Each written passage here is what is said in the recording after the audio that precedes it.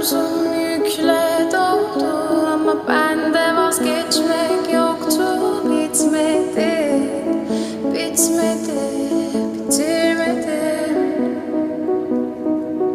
Ben özel değilim ya da öyle bir şey ama sen varken hep böyle hissettim, böyle hissettim.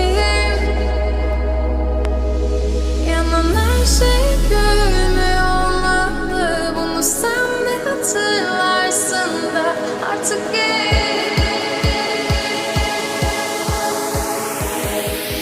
böyle hissettim.